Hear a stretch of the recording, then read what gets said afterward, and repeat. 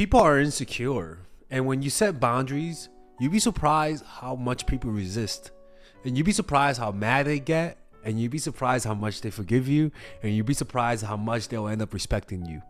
Now, some highly insecure people will start gaslighting you, which shows you that they're toxic and manipulative, right?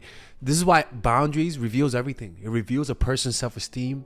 It reveals a person's real nature, whether or not they're vindictive, whether or not they're understanding. When their partner tries to establish healthy boundaries or take time for themselves, it can trigger feelings of insecurity and activate the brain's stress response. And this is not done intentional. Like, if you do the real boundaries, people are going to feel insecure and they're going to want to see you more.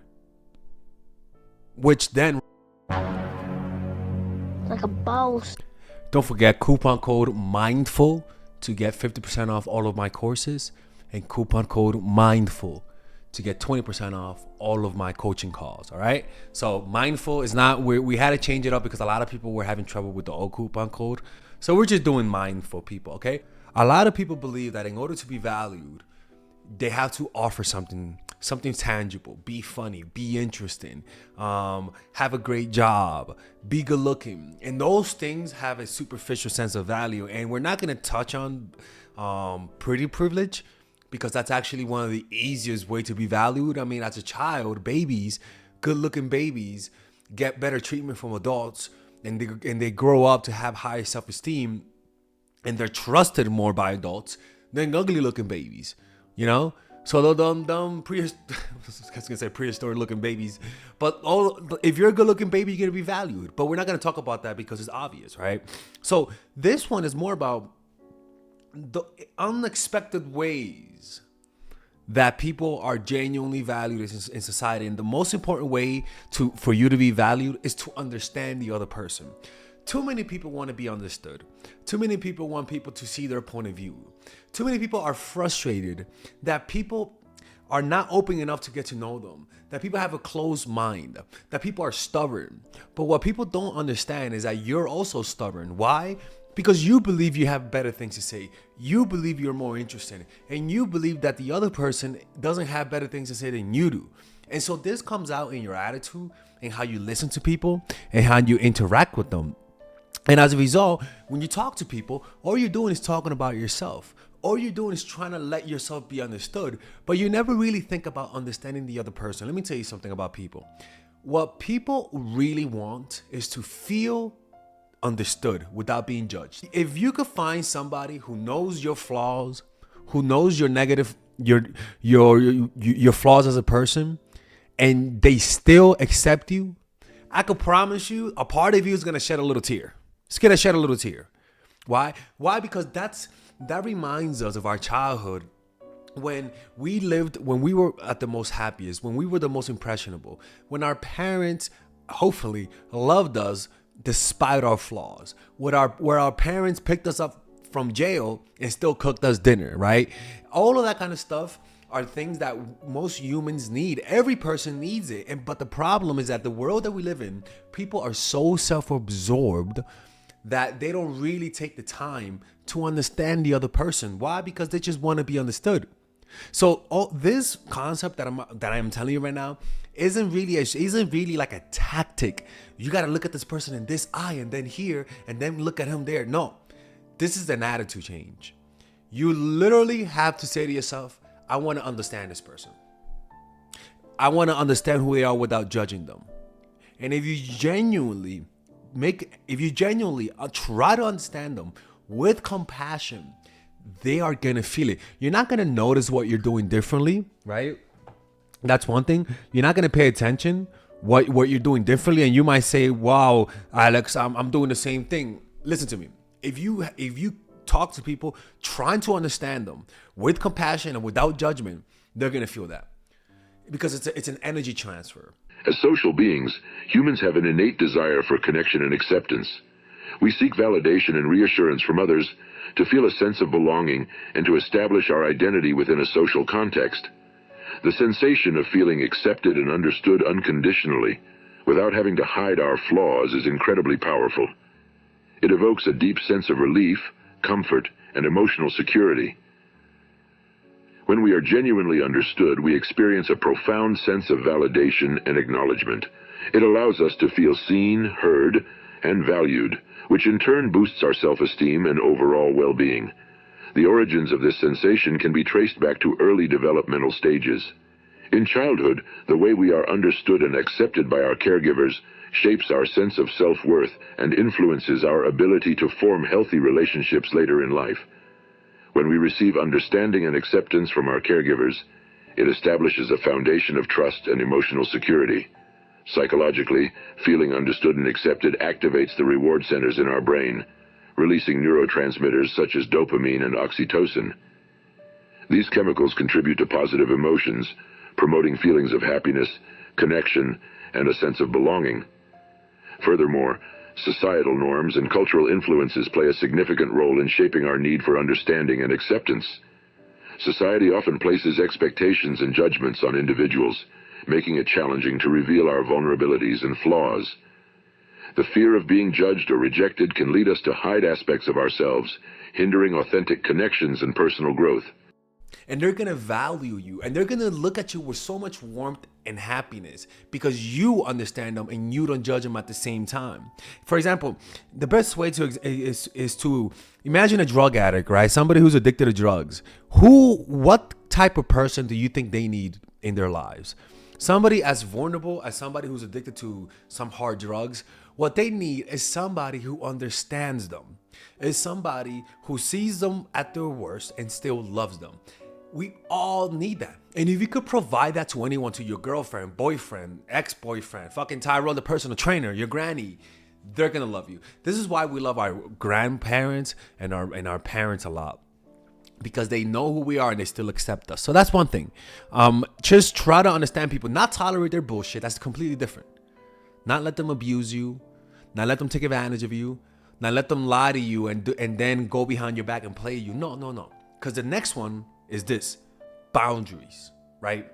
Your boundaries is your emotion, is your immune system. If you don't have boundaries, people cannot value you. We've all had friends who listened to us, who understood us, but they had no boundaries. There's a certain level of respect that we tend to lose for people who have no boundaries, for people who have no self-respect, because you tell us how to treat you, not the opposite way around.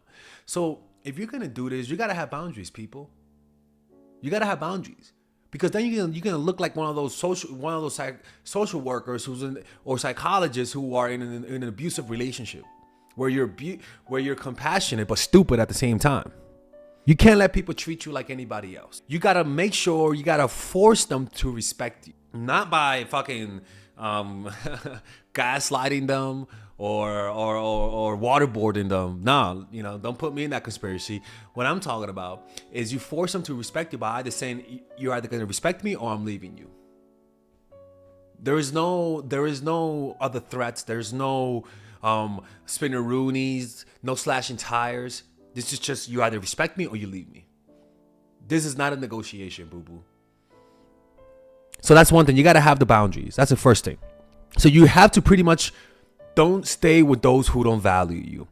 Don't pursue those who don't pursue you. Don't feel the need to be liked. If the person doesn't want to pursue you, don't pursue them. If the person doesn't seem enthusiastic to see you, you could be enthusiastic, but if you're noticing a pattern, don't be there. If you're noticing that this person doesn't feel happy in your presence, why be there?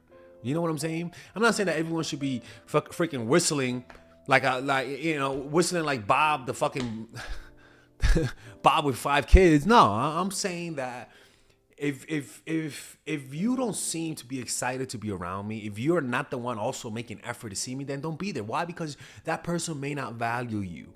So it's all about boundaries. And the boundary says is that if you don't value me, then I'm not going to be in your life. I may be an acquaintance, but nothing more than that.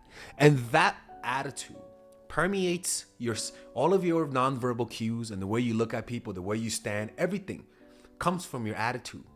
And if you have that attitude, it's going to come across as high self-esteem, and it's going to come across as somebody who demands and deserves respect. The next one is absence and presence, people. This is so important. Absence and presence. A strong presence brings honor and respect, but too much can have a reverse effect. The more people see you, the less they're gonna respect you. Learn to withdraw at the right moment before people unconsciously push you away. People, this is a game of hide and seek, and we've all experienced somebody who has overstayed their welcome, where we want them to get the hell out. We've all been there, and this is what this is pretty much saying. So from time to time, don't be there. If you see them five days in a row, give them a break. Let a motherfucker breathe. It's your and you'll say, okay, Alex, how much space should I give him? Well, first of all, don't ask that question simply because right now it depends on your state of mind. If you're really needy, if you're feeling the excitement of addiction, you know that feeling where you're seeing them every day and you want to see them again. When you're feeling that momentum of addiction of, oh my God, I want to see them again, that's when you got to take a break.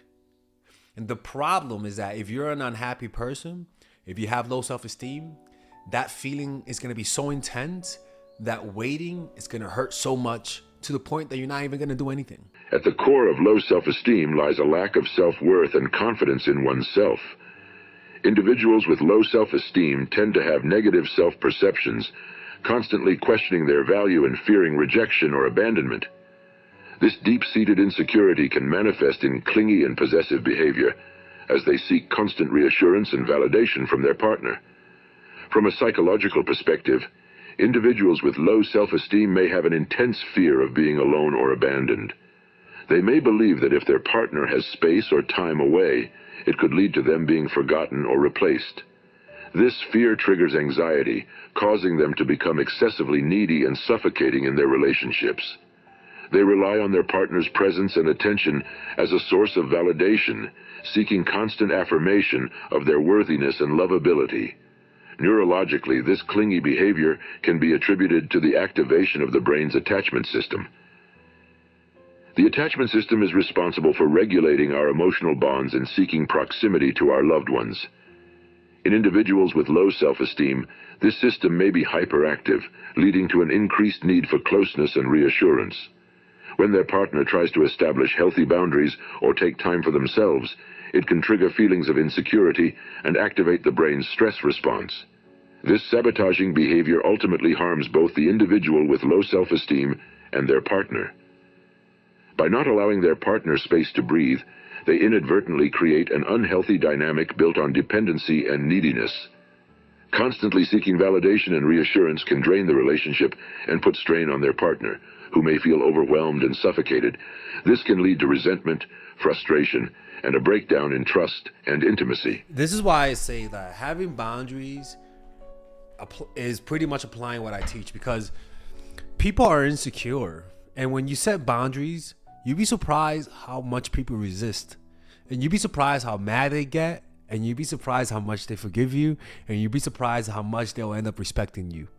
Now, some highly insecure people will start gaslighting you, which shows you that they're toxic and manipulative, right? This is why boundaries reveals everything. It reveals a person's self-esteem. It reveals a person's boundaries. It reveals a person's real nature, whether or not they're vindictive, whether or not they're understanding. Like having boundaries, when their partner tries to establish healthy boundaries or take time for themselves, it can trigger feelings of insecurity and activate the brain's stress response. And this is not done intentional. Like if you do the real boundaries, people are going to feel insecure and they're going to want to see you more, which then raises your value. But you're teaching manipulation. What I'm telling you is that having boundaries causes people to like you more. This is why people like people with boundaries, because they do make people feel a little insecure. They do make people feel a little uncomfortable. There was one time this guy in school who somebody made fun of a friend of his behind his back. Imagine somebody made fun of his friend that wasn't there, right? We were all drunk. It wasn't intentional. We saw a picture of him dressed as a girl. I don't know how we got it, but we were laughing because we were just shocked. He got pissed. And he looked at the guy that showed the photo. And he was like, dude, I don't like what you did. And the whole room felt like cold. And we were like, oh, shit, this is awkward, right? And he was just pretty pissed off. He was like, I don't like that. You're doing that behind his back. And it felt uncomfortable. But we all respected him for it. We were like, this dude, it's uncomfortable, but we respect you for it. To this day, I respect him for it. To this day, if there's a guy that I want to be my friend, I want that guy to love me as a friend.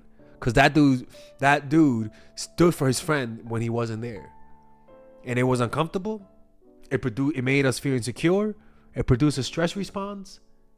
But it also made us respect him more. So that's why you got to control your emotions. And you have to develop a meditation practice. You develop a meditation practice by either going to a meditation Buddhist a Buddhist meetup near your home, going to a Buddhist retreat, for example, the Dharma, the 10-day Vipassana retreat, or buy the book The Power of Now by Eckhart Tolle, or purchase my course Emotional Mastery, which you could purchase it with a 50% discount code using the coupon code MINDFUL. Just like in love, a person's absence enhances their presence, but after a while, it diminishes once you know too much of the other person. The imagination has no place to roam. Remember, love never dies of starvation, but of indigestion. This is what Robert said. Don't let them see you or treat you like anybody else. Force them to respect you by threatening to leave or using absence. So if they're being disrespectful, you leave. People, you do not tolerate disrespect. You're like a mobster. If you're throwing my name to the ground, you're gonna have to get got. And too many people love too much to the point where they will trade their self-esteem for a person's validation. That's a high price to pay. You're trading your self-esteem for quick scraps of validation. Creating a pattern of presence and absence, it's a death before death, right? It's like dying before dying. Scarcity is a skill that you develop through presence and absence, right? So that means I always tell people in the beginning, when you're getting to know people, see them once or twice a week, the first month. Then after that, you could go more than that. But you want to give them doses of your personality and presence. And then over time, as the weeks go by, amp it up, right? But don't give them too much because you might overdose them, right? And overdosing in this case is killing the whole thing, right? So go up to it slowly. Once a week, first 2 weeks, second week, twice a week, and then you just amp it up. And then from time to time, go back to once a week. But the point is that people need space. And sometimes it's hard to tell when somebody needs space because most people avoid confrontation. Most people don't want to hurt your feelings. That's a good part of humans. The issue with that then is that a lot of needs go unspoken and people lack the communication skills. So this strategy is mostly about how to prevent that. And it's mostly about being polite, right? Giving people space, but also giving you space, because if you don't give people space, it opens up your heart to be more prone to manipulation. The next one is let them influence you, right? Let people influence you. Too many people are tired of other people's stubbornness. Too many people are frustrated that the world around them they're hard-headed, and they get mad of how closed-minded people are. What people don't understand is that they're also closed-minded. Like I said, because they don't want to understand the other person's point of view. So letting them influence you and showing to them that they're influencing you is one of the ways to be valued and to allow people to feel understood. A warning, this only works in the beginning. You must have a sense of individuality. Do not seem like you're doing this because you have no identity. This will turn them off. So naturally you're stubborn, and in love, when you are in love, all of a sudden you open up. You stop being stubborn and you allow the person whom you love to influence you, right? Why? Because most people, they're naturally resistant to different ideas. To bring them out, lower them out of their defensive nature by entering their minds, by becoming them, by mirroring them, their ideal self. As we grow older, our narcissism grows more psychologically.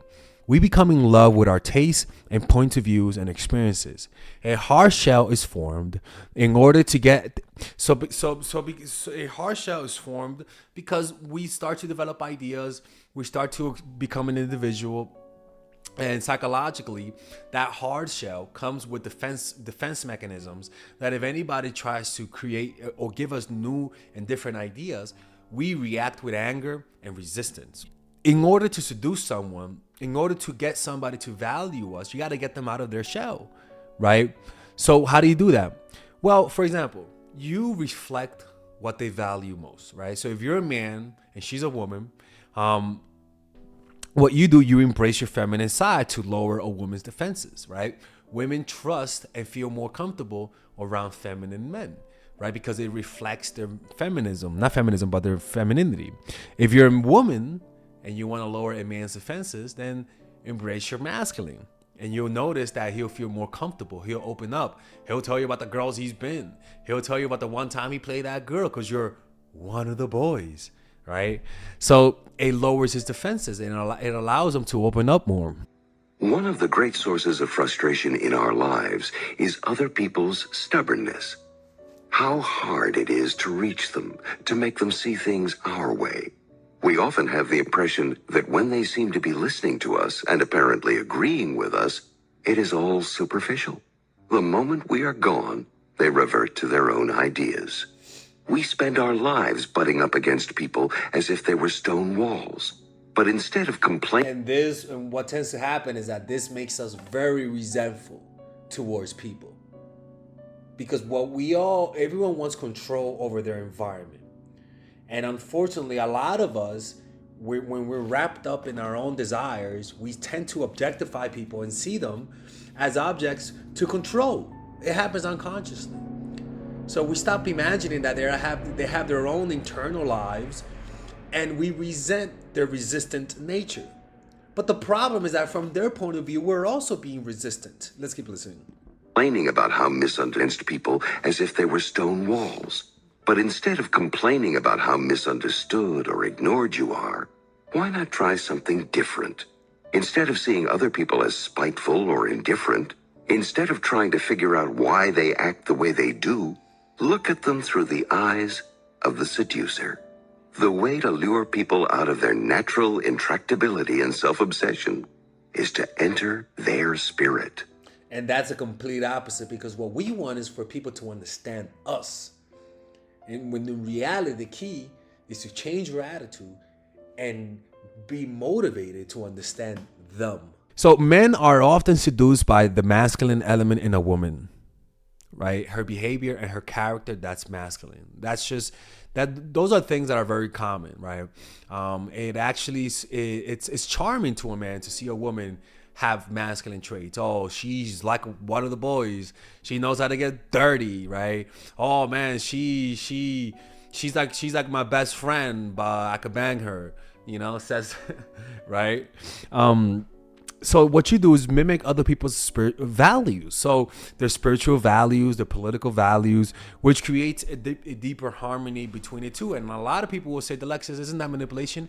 I don't know, to be honest with you. All I know is that when I'm around you and I know you have a deep, hard-edged political belief, I'm sorry. I'm going to agree with you because I don't give a fuck enough to care. Like, I don't care about proving you wrong. I'm going to agree with you. Don't care. Because you're going to like me more at the end of the day. And I think a relationship with you as a person is more important than who you think should be president. The fuck? So yeah, I'm gonna fucking go with the punches. If I'm in art school, I'm leftist. Yeah, people, I don't care. My political views are like a mask. So it's kind of like people say, what do you think about this? I'd rather find out what you think and I'll agree with you. Again, people might call this fake. Wonder why? I don't care. Simply because I just don't care about those topics. So, but I know you care about them, so I'm going to reflect it to you. And people must say, oh, Alexis, but I saw you in another video. Well, I don't care, people. like you'd be surprised how many enemies you make just because you want to prove them wrong politically, man. Sometimes it's not worth it.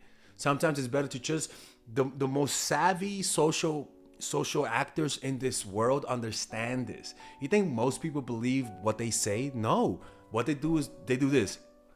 They see where the wind is blowing. And just go with those, and they just go with that. But also, you can also not just mimic people's character traits, values, also mimic their spiritual values, which is an element which creates a deeper bond. So if they're into spirituality, practice their spirituality. I've dated Muslim girls, and when she would pray, I would pray. Fucking, I don't give a fuck. Like I pray to Allah. If you're Buddhist, I'm gonna pray to Buddha. If you believe in the spaghetti monster, I'm gonna pray to the spaghetti monster. If you go to a new culture, you embrace their culture like an outsider. You wear what they wear. You say the prayers they pray. You believe what they believe. You can't be going into new places and bringing your different opinions and expect things to go smoothly. They're gonna hate you for it. I'm in Mexico. What do? I start saying Mexican slangs. I start making Mexican friends. I eat Mexican food. I say how I prefer Mexico over any other country. And if that is true, but if it wasn't true, I would say the same shit. It's all about flattering the people because it opens them up to you, to your influence, and you're gonna have a better time. But too many people are worried about being right that they forget that most human interaction is just about understanding, not about proving people wrong. They're gonna hate you for that, man. I'm telling you. You have the wrong idea if all you're worried about is being right. The next thing is scarcity. Now, let's talk about the type of respect and value we talked about was relationship-wise. Now we're gonna talk about value in terms of every area of life, right? This does apply to relationships. This also applies to friends, to making business acquaintances. Now, mind you, this part of skills that we're talking about, this does apply to business and relationship, but where it applies in relationship most is that this benefits men more than women. In other words, if I'm a guy and I paint, and then I have my female version, Alexis, right? And she paints, being able to paint is gonna make me look more, it's gonna give me more of a boost in my sexual market value than it'll give the woman a boost, right? For example, me losing 10 pounds, it has an effect on how good looking I am, but it increases a woman's good look even more if she loses 10 pounds as opposed to me losing 10 pounds, right? So guys are more valued by their external value, by your status in life, right? And so being scarce, having skills that are scarce, like being able to draw, being able to paint, being able to shoot a basketball, being able to program, has a more benefit for a man than a woman, but it still benefits a woman, but it's just different, right? So we have to understand. You're like, oh, I apply what you said, and I still don't have a guy. And it's like, no, like it does help. It adds to your resume. But it doesn't have the same effect as it has if it's a guy. So I'm only letting you know that this does differ depending on you. But you'll see why I apply to everything, and that's scarcity, right? Scarcity applies to every product in the world. Anything that's scarce has a higher value. Everything. So if you're Tyrone, the personal trainer in fucking Vanilla Belgium or Vanilla Estonia with a bunch of white people, Tyrone, you're about to have the time of your life. But if you're Vlad, the white guy, and you're in North Africa in the Congo, Vlad, you're about to kill Vlad. All right. The point is that scarcity increases value in every area of life. So this is why the term exotic comes in, right? And this is why I said good-looking people good-looking people are very scarce. You know, not everyone's pretty people. Okay, let's just be honest. All right, if you're good-looking, you're lucky. So being good-looking is a scarce thing, but also scarce doesn't just apply to your looks. Scarce applies to skills that you have, right? For example, if you're a guy and you throw down the holy hammer, a woman is gonna be attracted to you. You know, if you're a woman and you throw down the holy poom poom and you make his dizzy shake in fucking convulsion, then yeah, you're gonna be unique, right? But also it's not just sex, right? It's also extends to the law of scarcity into skills that you offer into the world, and you will be instantly valuable. For example, a prehistoric one would be being able to hunt, right? The guys who were able to hunt the most were the ones that got the most poom poom. If you were able to if you know how to build a house, you were the most valuable, right? But if you're an artist and everyone else could draw, it's not that valuable. But if I'm an artist and I'm in my social circle and everyone else is a musician, all of a sudden my ability to draw is gonna stand out. But if you put me in around other greater artists, I'm not gonna stand out. So it's almost like you got to go where you're wanted so that your skills can stand out, because sometimes you're valuable, but you're just in the wrong area. You're valuable, but you're just with the wrong people. You're valuable, but you're just in the wrong country. Heck, look at Van Gogh. He was valuable, but he was literally at the worst time. He was in the wrong era. The dude was bored. Like, imagine, it's one thing to be in the wrong country, but to be born in the wrong time, that's tough. For example, being the best programmer, or having a unique set of skills that combined creates a unique thing, right? Like, a lot of people in life don't build up skills. They don't build up their personal skills. For example, look at me, right? I'm not saying that I'm valued, but I'm just saying, like, I try to build up a skill so when I'm older, because as I'm gonna get older, I'm gonna be replaced by younger people, and that's true. So I gotta build up my skills so that doesn't happen. So what do? I'm learning art. I don't know what I'm gonna do with that, but I'm learning art. I'm learning how to open new channels, new YouTube channels. Okay, that's one thing. I have, man, I gotta build up my skills, right? I do meditation retreats. Those are all skills.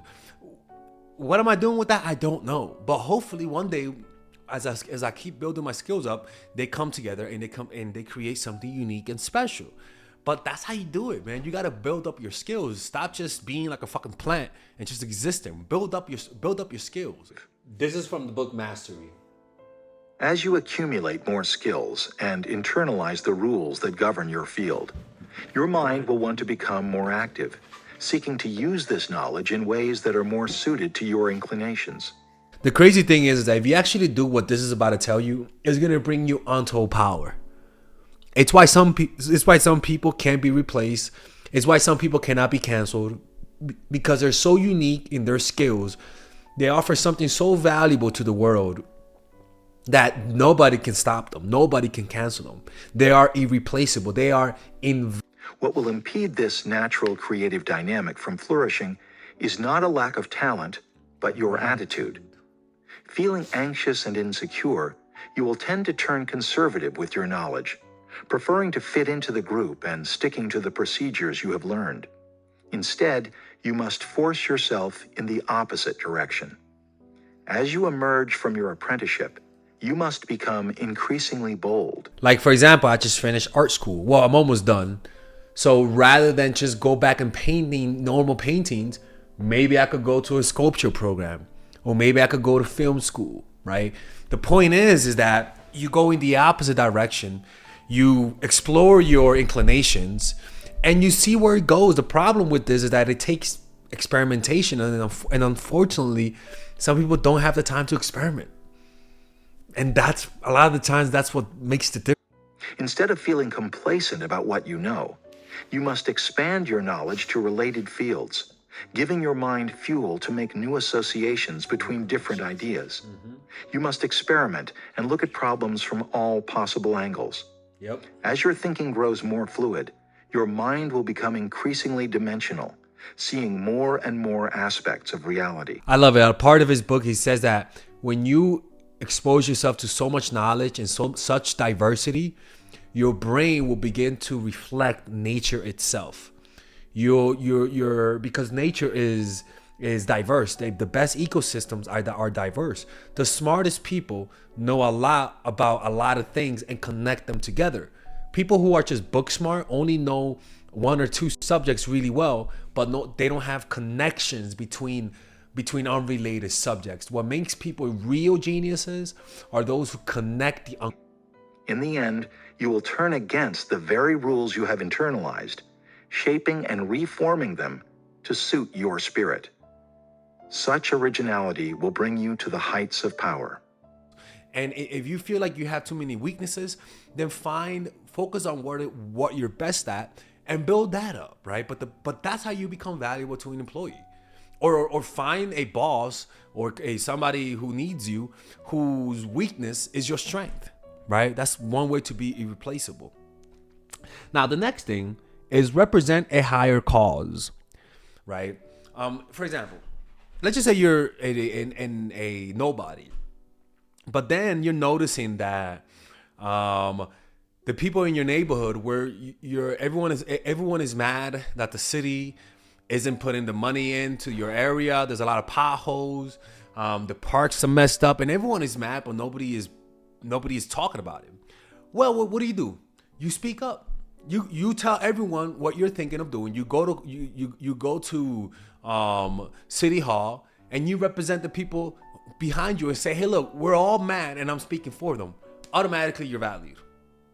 You represent a higher cause. You represent their needs. You get what I'm saying?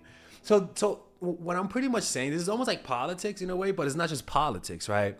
It could be that you represent people who are getting abused. It could be that you represent your own people, right? But the point is, representing a higher cause will always make you more valuable as a person. Always, right? Why? Because when you represent a higher cause than you, people who agree with you will give you power, and that power is their influence. And also that power is that you have all of a sudden this halo effect where nothing you do is wrong because you represent them. Now, this is a problem though, because then this can make you corrupt. This can make you somebody. The power they give you could corrupt you, and that's why a lot of people who do this get corrupt in the process. That's why you have a lot of political activists who had great beginnings and who had good intentions, but were corrupted because of the power they got from it. You know what I'm saying? An example of that was Malcolm X, right? He was seeing his people get abused, get hurt, get manipulated by the white man, right? Sorry, Whitey. And so he spoke up. And when he spoke up with the same anger, but controlled anger that his people had. And so when he was speaking in front of people, people will relate to him because he's speaking for them. And so one time there was a mob because something happened. I think a cop hurt another black guy, and the people in their area got tired of the police brutality. And so they started looting and mobbing and destroying the area that they were in. I don't exactly remember. But the point is that they were like, who could stop this? And they're like, well, this is one guy named Malcolm X, and they listened to him. They brought in Malcolm X to the city hall, and Malcolm X said, look, man, unless you convict this guy and you charge him of what he did, they're not gonna stop. So now, because they trust him and because they respect him and because they believe he represents them, if he said destroy this whole area, the people would have done it. Because he represents their cause. And so what happened? The mayor succumbed to him, did what he asked, and the people stayed calm. But now, what did that show? Now, what that says is now he has power, right? But that's at the extreme, not at the extreme, but that's what's possible, right? Like when you represent something greater than yourself, racism, police brutality, even though people, I'm not a victim mindset. I'm sorry, like, you know, even though there might be racism, I don't believe there's racism where people say there is. For example, I believe there's racism in the criminal justice system, right? There's a lot of racism and sexism there. If you're black, you're gonna get, and if you're white and black, and you did the same crime, the black guy will get longer prison time. Everyone knows that. That's so undeniable, right? But then if you're a man and you're a woman and you both commit the same crime, the man is gonna get longer prison time. That's sexist, right? I believe that's where sexism and racism is, right? It's so obvious. Everywhere else is I'm kind of like iffy about it because in my personal experience, I haven't seen it, you know? So it's almost like for me, I have to experience it. You know what I'm saying? Or else I can't, you know, like my experience has been pretty positive. Now, so yeah, these are some of the ways to be valued as a person, right? I hope you guys enjoyed this video. Don't forget we're having a coupon code Mindful. We changed the coupon code to Mindful because a lot of people were having trouble with the coupon code. So just coupon code Mindful to get 50% off my courses and 50% off my one-on-one and 20% off my one-on-one coaching calls. All right. Those coupon codes expire at the end of the month. See you guys later. Take care.